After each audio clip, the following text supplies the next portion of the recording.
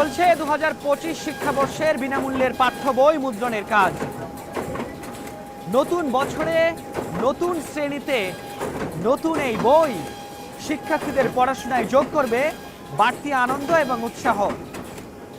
তবে শিক্ষার্থীদের হাতে শতভাগ বই কবে নাগাদ পৌঁছাবে আজকে সেটি জানার চেষ্টা করব।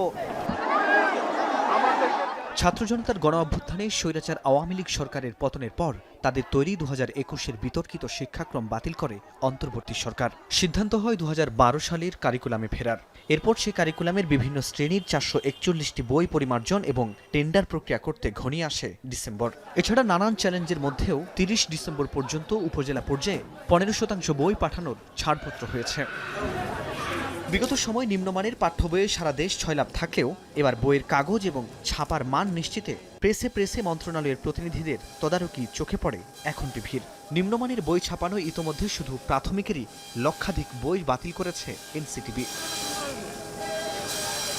2025 শিক্ষাবর্ষে প্রাক প্রাথমিক থেকে দশম শ্রেণী পর্যন্ত প্রায় 4.5 কোটি শিক্ষার্থীর জন্য 40 কোটির বেশি বই বিতরণের লক্ষ্য সরকারের, যেখানে সরকারের ব্যয় 2350 কোটি টাকা। এনসিটিবি বলছে বছরের প্রথম দিনই প্রথম, দ্বিতীয় ও তৃতীয় শ্রেণীর শিক্ষার্থীরা সব বই হাতে পাবে। অন্য শ্রেণীর শিক্ষার্থীরা পাবে বাংলা, ইংরেজি ও গণিত বই। এসব শ্রেণীর আরও 3টি করে বই 10 জানুয়ারির মধ্যে, বাকি বই 20 জানুয়ারির মধ্যে সব শিক্ষার্থীর হাতে যাবে।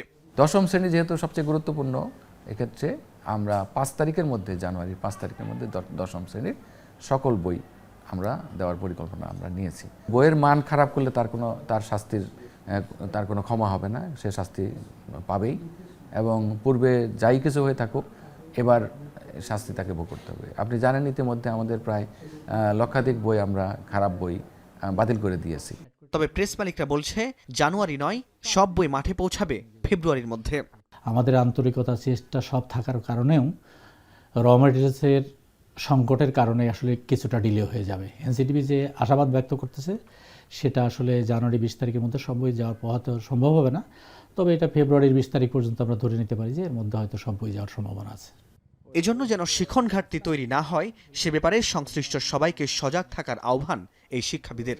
জানুয়ারির ভিতরে প্রত্যেকটা বিদ্যালয় কেন্দ্রিক বিদ্যালয় কার্যক্রম চলবে, বিদ্যালয় চালাতে হবে এবং বিদ্যালয়ের শিক্ষার্থীদেরকে নানা রকমের অ্যাক্টিভিটিস কিন্তু আমাদের শিক্ষাক্রমে করবার সুযোগ আছে, সহশিক্ষাক্রমিক কার্যক্রম করবার সুযোগ আছে। সেই অনুযায়ী একটা নির্দেশনা দিলে যাতে করে 1 জানুয়ারি থেকে আমাদের শিক্ষার্থীরা স্কুল কেন্দ্রিক কার্যক্রমের সাথে সংযুক্ত থাকতে পারে।